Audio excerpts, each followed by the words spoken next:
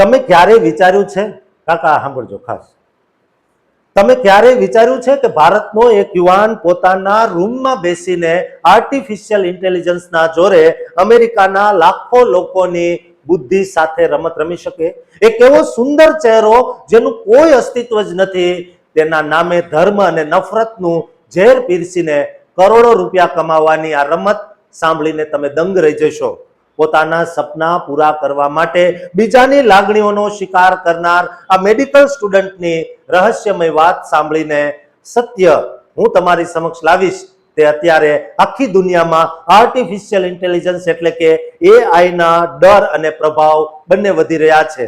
ત્યારે ઉત્તર ભારતના એક 22 વર્ષના મેડિકલ સ્ટુડન્ટ જેનું છૂપું નામ શ્યામ રાખવામાં આવ્યું છે, તેણે જે પરાક્રમ કર્યું તેણે ગૂગલ અને ઇન્સ્ટાગ્રામ જેવી દિગ્ગજ કંપનીઓની ઊંઘ ઉડાવી દીધી.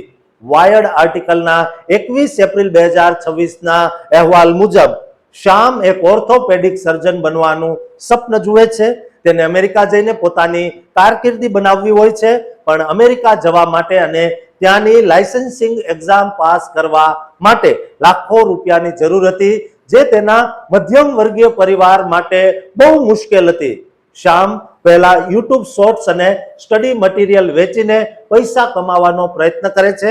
તેને તેમાં જોઈએ તેવી સફળતા મળતી નથી. ત્યારે તેણે ગૂગલના અત્યંત આધુનિક AI ટૂલ જેમિની અને તેના ઇમેજ ટૂલનો ઉપયોગ કરીને એક અત્યંત સુંદર અમેરિકન નર્સનું પાત્ર ઊભું કર્યું, જેનું નામ તેણે એમિલી હર્ટ રાખ્યું હતું.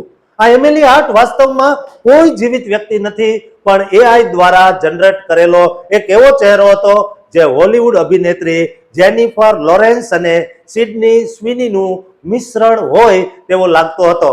સેમે જાન્યુઆરી 2026માં આ એમિલી હાર્ટનું ઇન્સ્ટાગ્રામ એકાઉન્ટ બનાવ્યું અને અમેરિકાના રિપબ્લિકન એટલે કે માગા સમર્થકોને ટાર્ગેટ કરવાનું શરૂ કર્યું. આ AI સુંદરી ઇન્સ્ટાગ્રામ પર ક્યારેક રાઇફલ લઈને શૂટિંગ કરતી, ક્યારેક બરફમાં માછલીઓ પકડતી, તો ક્યારેક કોર્સ લાઇટ બિયર પીતી જોવા મળતી હતી. સેમે તેની પોસ્ટમાં એવી કેપ્શનો લખી જે અમેરિકાના રૂઢિચુસ્ત લોકોને ગમી જાય, જેમ કે ઈસુ ખ્રિસ્ત જ રાજા છે, ગર્ભપાત એ પાપ છે અને તમામ ગેરકાયદેસર ઇમિગ્રન્ટ્સને દેશ નિકાલ કરવા જોઈએ, હાંકી કાઢવા જોઈએ. તેવી નવાઈની વાત તો એ છે કે જે શ્યામ પોતે અમેરિકામાં ઇમિગ્રન્ટ તરીકે જવા માંગે છે, તે જ શ્યામ AI દ્વારા ઇમિગ્રન્ટ વિરોધી નફરત ફેલાવીને અમેરિકાના લોકોના મન જીતી લે છે. આ એકાઉન્ટ પર તેની રીલ્સને 3 થી 10 મિલિયન જેટલા વ્યૂઝ મળવા લાગ્યા અને હજારો ફોલોઅર્સ જોડાઈ ગયા. શ્યામ આ સફળતાનો ઉપયોગ પૈસા કમાવા માટે કરે છે. તેણે ફેનવ્યુ નામના પ્લેટફોર્મ પર આ AI મોડલના સબસ્ક્રિપ્શન વેચ્યા અને માગા થીમ આધારિત ટી-શર્ટ વેચવાનું શરૂ કર્યું, જેના પર લખ્યું હતું કે PTSD એટલે કે હું આ મૂર્ખ ડેમોક્રેટ્સથી સાવ કંટાળી ગયો છું. આ રીતે શ્યામ દિવસમાં માત્ર 30 થી 50 મિનિટ કામ કરીને મહિનાના હજારો ડોલર કમાવા લાગ્યો, જે ભારતમાં કોઈ પ્રોફેશનલ જોબમાં પણ શક્ય નથી.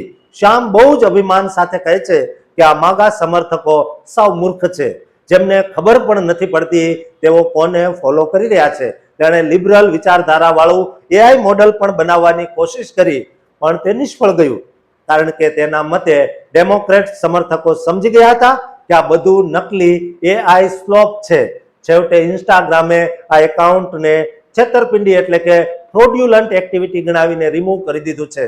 શ્યામ હજુ પણ આ ડોલરથી અમેરિકા જવાની તૈયારી કરી રહ્યો છે અને આ રકમનો ઉપયોગ તેના મેડિકલ કરિયર માટે કરવા માંગે છે. આ કિસ્સો સાબિત કરે છે કે ટેકનોલોજીનો જો આવો રસ્તો અપનાવવામાં આવે તો તે આખા દેશની વિચારધારા સાથે કેવી રીતે ચેડા કરી શકે અને કેવી રીતે એક વિદ્યાર્થી સોશિયલ મીડિયાના માધ્યમથી વિદેશી લોકોની લાગણીઓનો શિકાર કરી શકે. દોસ્તો, તમે પણ આવા મોડેલના શિકાર ન બનતા, અને જો કોઈ આવું શિકાર બનતું હોય તો તેમને આ વિડીયો શેર કરજો અને આ ચેનલને સબસ્ક્રાઇબ કરવાનું ચૂકતા નહીં.